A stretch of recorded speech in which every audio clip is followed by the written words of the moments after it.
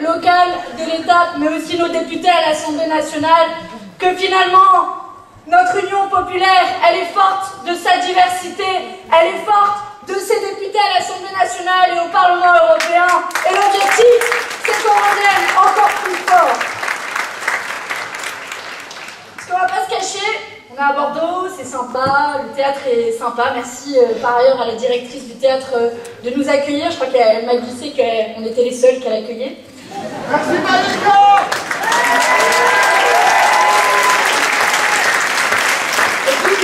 J'y reviendrai, mais un théâtre qui s'appelle Féminin, moi je me sens plutôt à l'aise. Mais on va pas se cacher, là c'est chouette, on arrive pour un super meeting, mais on va repartir au boulot pendant 3 semaines et la dernière ligne droite pour aller se mobiliser et pour aller tout changer et envoyer en tout cas un signal fort à Emmanuel Macron et à la Commission européenne, à Ursula von der Leyen, que peut-être leur petit bisbille dans leur coin, on va se mettre à un peu changer le truc. Parce que la réalité, c'est que leur politique nous mène droit dans le mur. Et si on veut tout changer, c'est sur la forme comme sur le fond, ou plutôt sur le fond comme sur la forme. Parce que c'est pas uniquement leur politique que l'on doit arrêter, mais c'est aussi leur manière de faire. Et je vous le dis avec toute la gravité que cela comporte. Emmanuel Macron, en réalité, c'est un ingénieur du chaos. Le chaos social, le chaos environnemental, le chaos démocratique. Finalement, Emmanuel Macron, tout ce qu'il touche, c'est pour le détruire.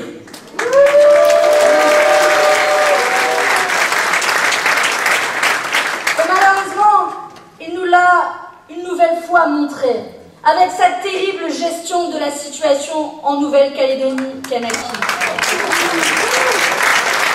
Comme souvent, Emmanuel Macron, il détruit un fragile édifice hérité de décennies de discussions et de compromis politiques. Il le détruit parce que lui, tout seul, dans son coin, ou peut-être un petit peu aidé de Gérald Darmanin, qui est toujours dans les bons coups, il a eu une idée de génie qu'il a soumise à nos petits camarades à l'Assemblée nationale, le dégel du corps électoral, une idée qu'il impose à tous les acteurs locaux, sans concertation, dans l'urgence et la violence démocratique. Et la conséquence, tout le monde pouvait l'écrire, tout le monde pouvait l'anticiper, on la voit depuis une semaine, une éruption de colère, de violence, de rage. Et la seule réponse de Macron, c'est blâmer les autres, envoyer l'armée. Ce qu'ils ont fait en réalité, c'est prendre une énorme boîte d'allumettes, ils l'ont craqué, et après, ils osent venir nous dire et se plaindre, au feu, au feu! Mais ce sont eux, en réalité, les pompiers pyromanes. On résume.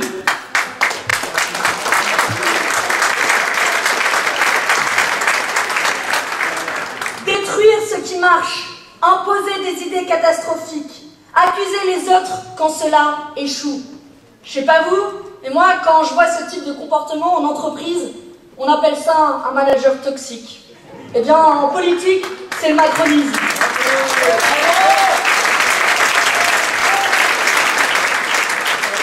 Et au passage, il fait quand même pas ça tout seul, il a ses meilleurs supplétifs. Clémence en parlait sur d'autres sujets, le Rassemblement national, toujours là dans les bons coups, qui a évidemment voté cette réforme à l'Assemblée nationale. Et puis ensuite, on a Jordan Bardella qui vient sur les plateaux télé nous dire qu'il était irresponsable d'engager le dégel du corps électoral avant les Jeux Olympiques. Ah bon? Mais ils ont fait quoi, les députés de l'Assemblée nationale, les députés du Rassemblement national à l'Assemblée? Comme d'habitude, ils ont voté aux côtés des macronistes. Eh bien, nous disons, tout cela doit s'arrêter. Il faut proposer toute autre chose à la Kanaky et ici depuis Bordeaux. Nous le disons au gouvernement, soyez pour une fois responsables, retirez votre projet de loi constitutionnelle,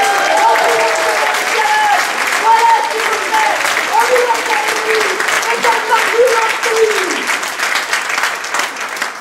Parce que ce chaos, ils sont sympas, ils ne le réservent pas qu'aux Calédoniens, ils ne le font pas qu'à 20 000 km d'ici, ils le créent partout où ils passent, partout. Et quand on y pense, à Paris comme à Bruxelles, Macron, c'est de belles promesses de progrès, parfois, mais en pratique, une politique de destruction. Et là où c'est peut-être le plus flagrant, je trouve, c'est sur les questions écologiques et climatiques. Parce que mesurons bien la situation dans laquelle nous sommes à l'heure actuelle. L'effondrement a déjà commencé. Et savez-vous ce qui s'est passé le 7 mai? Alors, je sais que c'était en plein milieu d'un pont, donc pour certains c'était peut-être le dernier jour de travail avant de partir dans un long pont. Mais il y a quelque chose qui s'est passé le 7 mai, j'ai été frappée, ça n'a pas beaucoup fait parler dans les médias. Vous avez une idée? Barbecue. Ça, c'est pour ceux qui sont partis en week-end. Mais pour ceux qui ont suivi l'actualité d'un peu plus proche, c'était le jour du dépassement écologique de la France.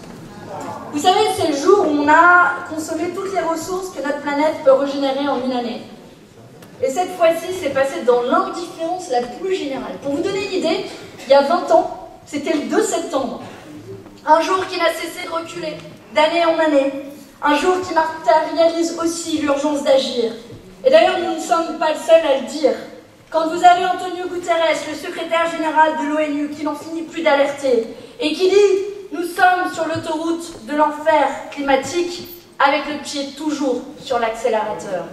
Et qui sait qui sont ceux qui appuient sur l'accélérateur du matin au soir? Ils portent un nom, ou plutôt plusieurs noms. Emmanuel Macron et Ursula von der Leyen, qui n'en ont absolument rien à faire de la catastrophe climatique dans laquelle nous sommes. Parce que, depuis ce temps, qu'est-ce qu'ils font? Signer à tour de bras des accords de libre-échange, des autorisations pour des nouveaux forages de pétrole, vous en savez quelque chose dans le coin. Et je me souviens d'Emmanuel Macron qui nous avait dit, rare phrase de gauche qu'il prononce, en général je m'en souviens, il nous avait promis une grande relocalisation, il nous avait dit déléguer à d'autres, notre capacité à produire c'est une folie. Et puis derrière c'est celui qui signe à tour de bras des accords de libre-échange. Qu'on m'explique comment on va relocaliser, comment on va sauver la planète, en faisant venir du lait de Nouvelle-Zélande, des haricots verts du Kenya ou de la viande du Brésil. Et vous me l'avez déjà entendu dire, mais je suis fière de présider au Parlement européen le seul groupe qui n'a jamais donné du droit à ces accords de libre-échange. C'est pas dit, c'est à ça aussi que peut-être que les députés de la France insoumise. Parce qu'il est beau, notre champion de la Terre, vous vous souvenez? Il aime bien s'auto-proclamer champion de la Terre. Et il nous avait dit, ce quinquennat sera écologique ou ne sera pas. Je vous laisse tirer la conclusion. Et j'ai fait un truc assez intéressant pour ce meeting, il fallait rechercher les promesses écolo de Macron. Toujours intéressant d'aller chercher les promesses écolo, et honnêtement, j'en ai trouvé aucune qu'il n'a pas trahi. C'est simple, je ne vous fais pas la liste complète, et à chaque fois c'est la même chose, avec globalement les arguments des lobbies, l'assentiment de Bruxelles et le soutien du Rassemblement national. Vous faites le petit cocktail et ça vous vient de la liste des trahisons, je vous en donne quelques-unes. Il désobéit aux normes européennes en matière d'énergie renouvelable et en matière de pollution de l'air, comme quoi ceux qui désobéissent aux normes européennes ne sont pas toujours ceux que l'on croit. Bravo! Il laisse crever les entreprises françaises de panneaux solaires, alors qu'on importe plus de 97% des panneaux solaires depuis la Chine. Il avait promis un grand plan de rénovation thermique, il y a la poubelle, désolé, il y a l'austérité qui passe par là. Il passe un accord avec Viktor Orban pour considérer, tenez-vous bien, le gaz, comme tout le monde le sait, comme une énergie verte. Bref, je pourrais vous continuer une longue liste, mais finalement, j'y arriverai sur les pesticides, rassurez-vous, finalement, c'est son Make Our Planet Great Again. C'est toujours bien de le dire en anglais. Ça va, mon accent était bien. Make Our Planet Great Again. En fait, en réalité, son Make Our Planet Great Again, c'était surtout pour nous dire qu'il aurait la même politique énergétique et les mêmes amis que Donald Trump. Alors, contre leur politique du chaos, nous assumons un objectif très clair, net et précis que nous allons porter au niveau européen. C'est le 100% d'énergie renouvelable et la fin des subventions à l'énergie fossile contre tous ceux qui trahissent notre avenir.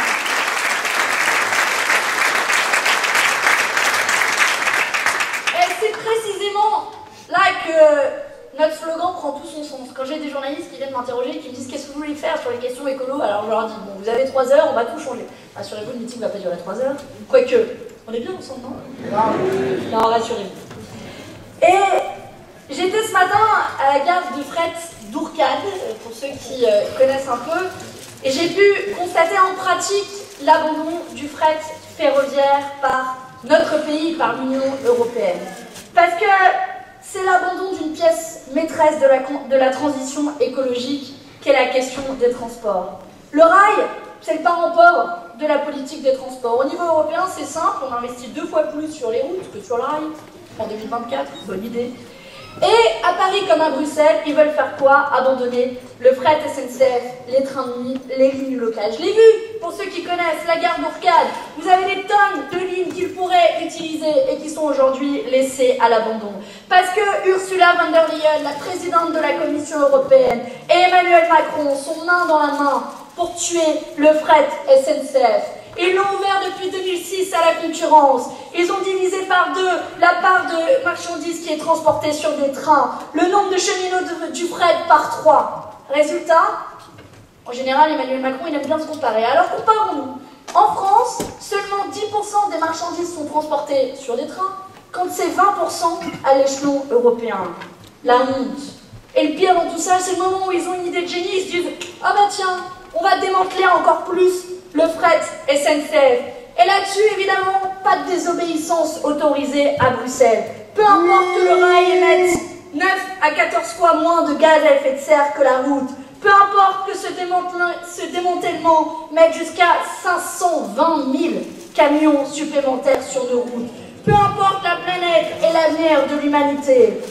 Alors, contre tous ces ingénieurs du chaos, ceux qui veulent détruire le transport de marchandises sur des trains, qui est en réalité bien plus écologique, à Bruxelles, nous irons nous battre contre la liquidation de fret SNCF pour le développement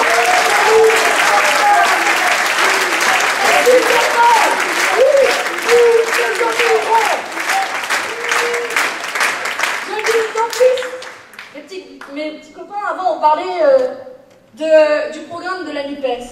Et c'est précisément dans ce genre de cas que l'on avait dit très clairement, y compris, vous vérifiez bien sur le programme de la NUPES, vous trouverez le logo du Parti Socialiste. Et nous avons dit que, oui, s'il le faut, nous sommes prêts à désobéir quand il s'agit de mettre en concurrence le fret, les barrages du transport, parce que c'est l'avenir de l'humanité qui est en jeu. Entre la Terre et la planète, ils choisiront toujours la planète. Au final, vous l'avez compris, ce sont 2 visions du transport qui s'opposent. D'un côté, le développement des petites lignes et du fret, ou la vision du pouvoir qui se concentre sur les grands axes, les grands projets. Et je veux le dire particulièrement dans cette région. Non, construire des autoroutes ne sauvera pas la planète pour ceux qui viennent d'un peu plus au sud. L'A69 de Carole Delga est un projet climaticide. Et construire des autoroutes en 2024, ce n'est pas juste de l'erreur, c'est tout simplement de l'anachronisme.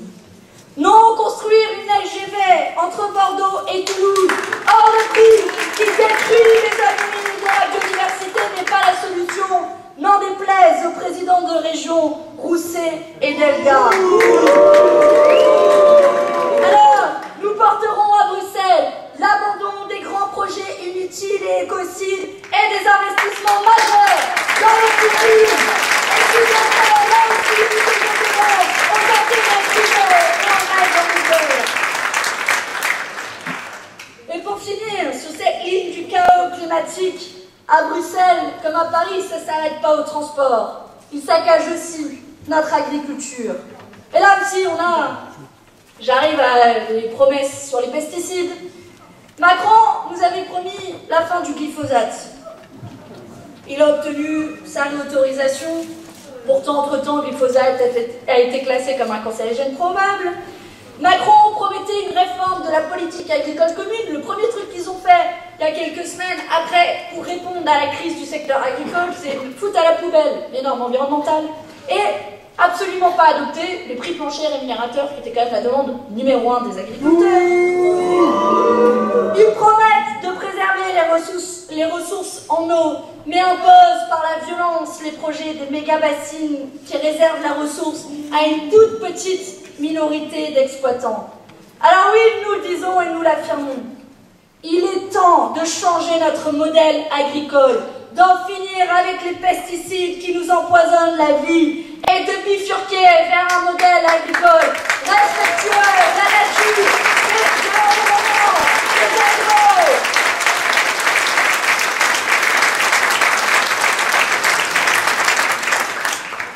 On note au passage que tous ces mauvais projets, en général, les macronistes, ils ne le font pas seuls. Ils se trouvent des alliés au niveau local, des éléphants socialistes, à Toulouse par exemple, mais aussi à Bruxelles, des sociaux-démocrates, des fascistes, et partout, les lobbies écocides qui sont toujours en embuscade.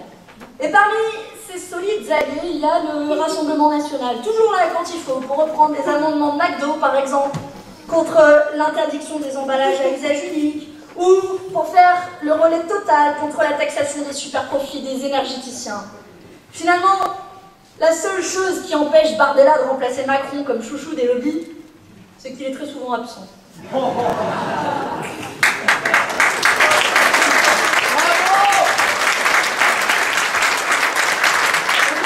petit surnom dans l'équipe à Bardella, c'est Bardé Palin.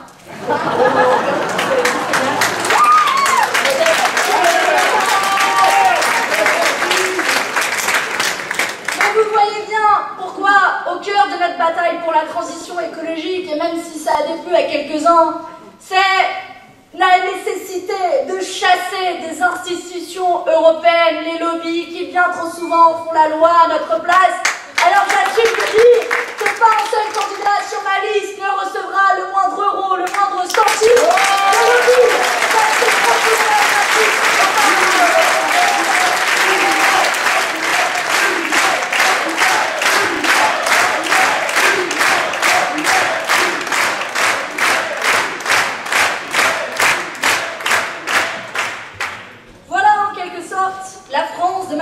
Dans l'Europe de von der Leyen, des ressources sacrifiées, privatisées au profit de quelques-uns, une agriculture intensive qui ne rémunère que les plus gros et laisse les petits dans la misère et qui prospère grâce à la maltraitance animale. Parce que là aussi, l'Europe a rétro-pédalé avec évidemment l'assentiment d'Emmanuel Macron, comme toujours, sur la promesse d'une législation européenne sur le bien-être animal, qui traite à la fois de l'élevage, de l'abattage, du transport, d'étiquetage. Cette promesse, une de plus, dégonflée. Parce que vous n'êtes pas les seuls à qui Macron et von der Leyen font des promesses qu'ils trahissent aussi aux droits des animaux.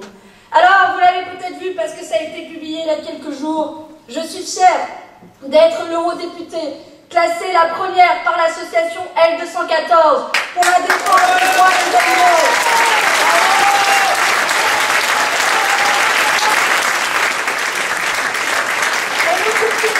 Demain à nous battre au Parlement européen pour interdire les fermes-usines, sortir de l'élevage intensif, en finir avec les subventions à la pêche industrielle et limiter le temps de transport des animaux à 8 heures maximum. Voilà aussi à quoi servent des députés de la France au Parlement européen.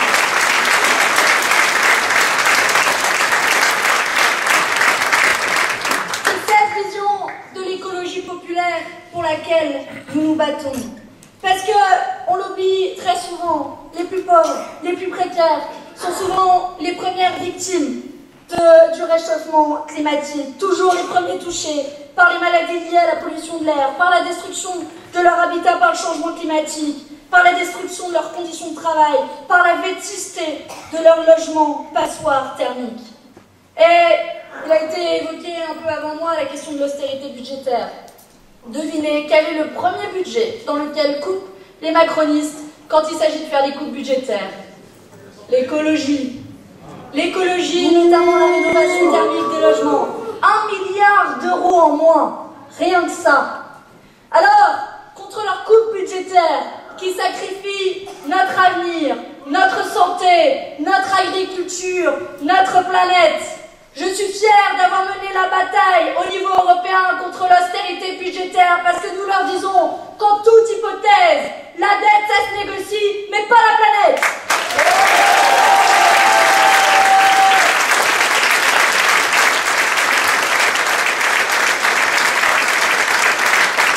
Et si jamais ils sont à court d'argent, plutôt que de faire la poche des Français, j'ai bien quelques petites idées. Vous pouvez aller regarder du côté des super pollueurs, du côté des super profits, du côté des super fortunes. Raison pour laquelle nous proposons au niveau européen un ISF européen et une taxation sur les superprofits, alors que c'est l'argent gagné sur la taxe publique et les pouvoirs privés.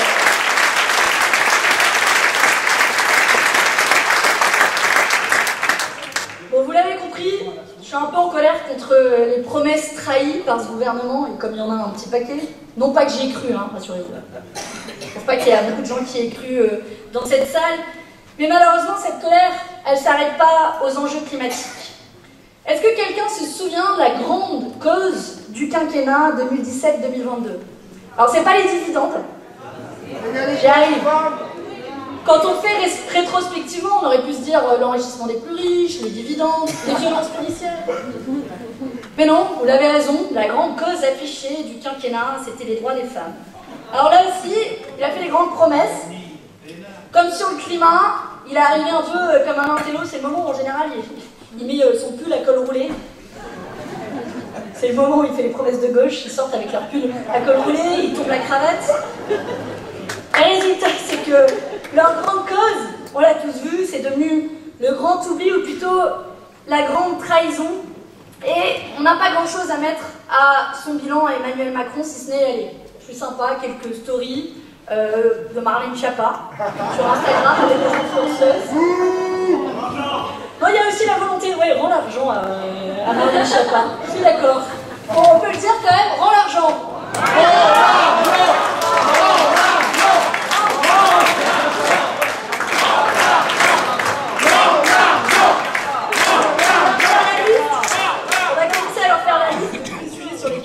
L'argent, on n'a pas fini.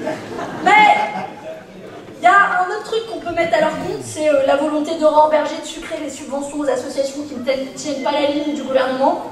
Voilà en gros ce qu'ils ont fait pour les droits des femmes. Alors, Clémence en a dit un mot. Je suis méchante, j'exagère, ils s'en est souvenu, c'est vrai. Dans sa fameuse interview dans Elle. Et perso, je préférais presque quand il avait oublié. Parce que si, je vous rassure, hein, on a des droits, mesdames, hein, pour celles qui sont dans la salle. On a l'immense droit d'être l'outil du réarmement démographique. En fait, il ne parle pas de nos droits, il parle de nos utérus. Donc, Emmanuel Macron, que les choses soient très claires. Nos utérus ne sont pas des armes. Point barre.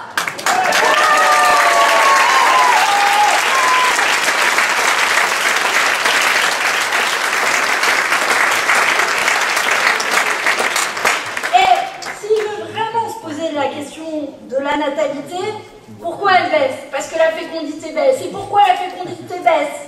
À cause des perturbateurs endocriniens, par exemple, des pesticides que Macron défend mordicus à Bruxelles, que j'évoquais. Et moi je veux bien aller faire un dépistage quand on a 20 ans, quand on est des jeunes femmes, mais je suis pas sûre qu'on va vraiment régler le problème de cette manière. Et on peut se poser la question, a-t-on vraiment envie de faire des enfants quand les maternités ferment? Quand la destruction de l'hôpital public se traduit par une mortalité infantile qui explose? Rendez-vous compte, la France qui est rendue au 22e rang au niveau européen sur la mortalité infantile, 22 sur 27. C'est ça l'une des plus grandes puissances économiques mondiales. Quand on a plus de 200 000 places d'accueil qui manquent pour les jeunes enfants. Alors, une fois de plus, au lieu d'assumer les conséquences de ces actions, Emmanuel Macron a toujours le même réflexe. Il nous accable. Il nous ordonne à nous, en particulier les femmes, de réparer ses erreurs. Vous voyez, quand je vous parlais un peu plus tôt de managers toxiques, on en a une fois de plus l'illustration. Toxique et réactionnaire en plus. Parce que, Clémence l'a mentionné, les femmes ne sont pas non seulement là pour enfanter, elles sont là pour faire des enfants heureux avec un papa et une maman. Donc les homophobes de la Manif pour tous, il ne fait pas que les mettre au gouvernement, il reprend aussi leur slogan, sans honte, sans vergogne. Et il nous parle du devoir de visite des pères, en oubliant que ça découle de l'organisation patriarcale de la société. Raison pour laquelle nous irons nous battre pour l'égalité des droits entre les femmes et les hommes. Et ça commence par un congé paternité de la même longueur que le congé maternité dans notre pays. Et la coupe du Nord européenne.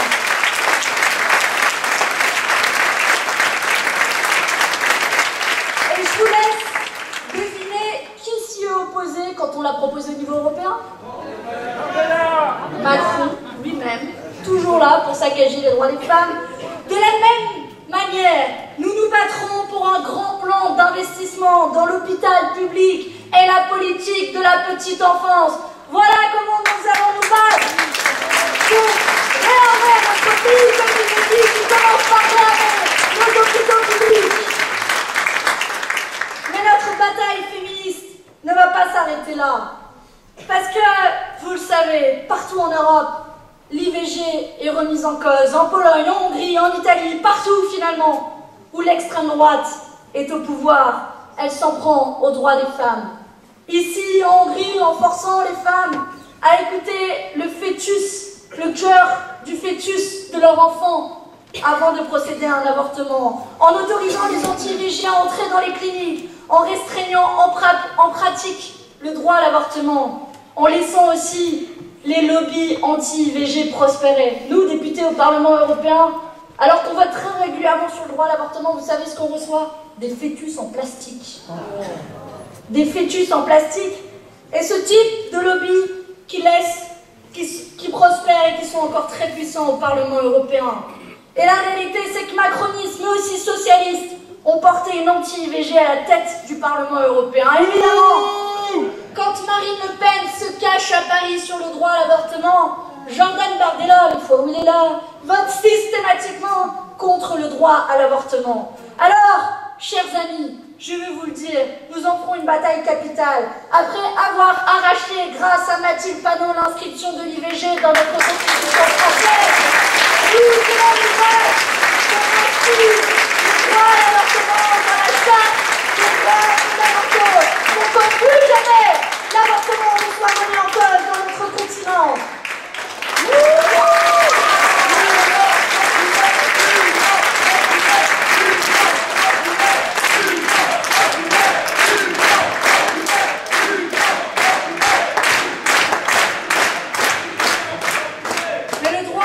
À disposer de notre corps, c'est aussi la lutte contre les violences faites aux femmes.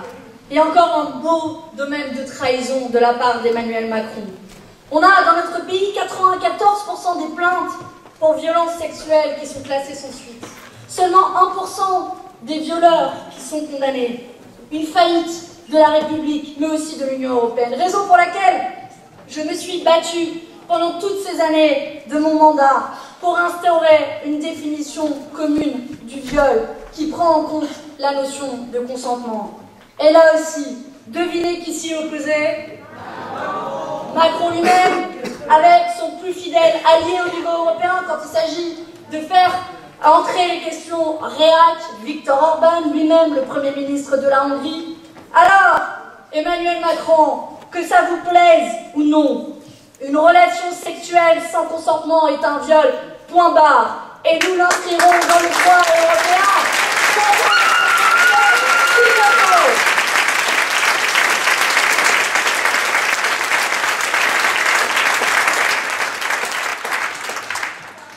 Voilà en gros l'alliance des réacs de Paris à Bruxelles. Et face à eux, notre révolution féministe, dans laquelle nous appliquerons un principe assez simple. Pour une fois, on ne va pas faire de la concurrence libre et non faussée en tirant nos droits par le bas, mais nous appliquerons la clause de l'européenne la plus favorisée. Comprendre, harmoniser par le haut les droits des femmes. Alors nous irons chercher, comme en Espagne, un congé paternité de 16 semaines, indemnisé à 100%, comme en Finlande, une définition du viol comme une absence de consentement explicite, comme en Suède, l'avortement légal, sur simple demande, jusqu'à la 18e semaine. Gisèle Halimi nous disait très bien, ne vous résignez pas. Alors je veux le dire aux plus jeunes et aux moins jeunes, non, la grande marche pour la lutte de l'égalité des droits, nous allons la continuer, la reprendre, parce qu'elle est loin d'être achevée, en France comme partout en Europe, et notre révolution sera finie, ou elle ne sera pas.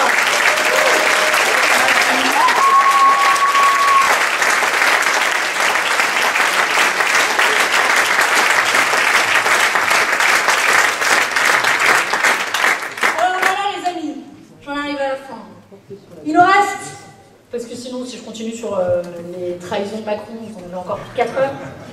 Mais on va essayer de se donner un programme ensemble. C'est pas un programme politique, ça on l'a déjà, au passage on était les premiers. Tous les journalistes qui nous posent sur les plateaux télé, mais vous parlez que d'un sujet, non, on a réponse à tout, interrogez-moi. C'est vous qui avez un petit peu la flemme d'aller regarder ce dont on parle. Mais rassurez-vous, il y a des débats qui arrivent, on aura l'occasion d'en reparler. Mais donc on va se donner un programme ensemble, nous toutes ici, militantes et militants, pour les 3 semaines qui arrivent. Parce que si on a une certitude, c'est qu'ils ne veulent pas que vous alliez voter le 9 juin prochain. Vous avez remarqué comme on a été les seuls à mener une campagne d'inscription sur les listes électorales.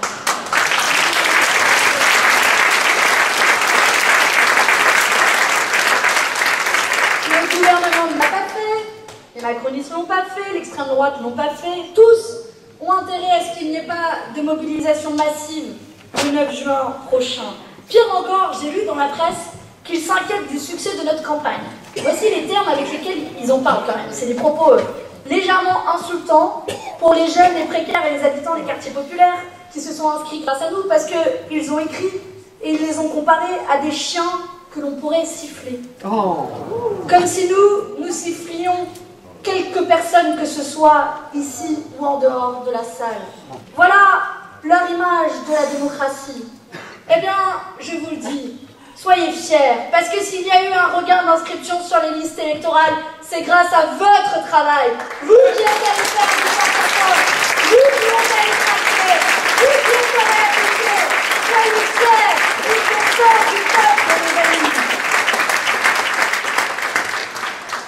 Et c'est notre rôle de ramener finalement la politique au seul qui doit décider, le peuple. Et je voudrais terminer avec une citation de Françoise Daubonne, puisque j'ai beaucoup parlé d'écologie et de féminisme aujourd'hui. C'est celle qui a inventé l'écoféminisme, qui disait « De qui se fout-on ? Et qui arrivera à nous faire croire, si bêtes que nous soyons, que l'on peut à la fois maintenir le chiffre d'affaires de l'industrie qui nous assassine et arrêter l'assassinat, continuer à fabriquer des avions et protéger le ciel du kérosène, accroître la production de la celluleuse et préserver les eaux des effroyables conséquences du blanchiment, faire tourner les usines de produits plastiques et débarrasser la terre de l'ordure inrecyclable. Alors les amis, si vous voulez faire la bifurcation écologique, votez. Si vous n'en pouvez plus du patriarcat, votez. Si vous voulez la paix à Gaza, votez. Si vous voulez protéger nos emplois des délocalisations, votez.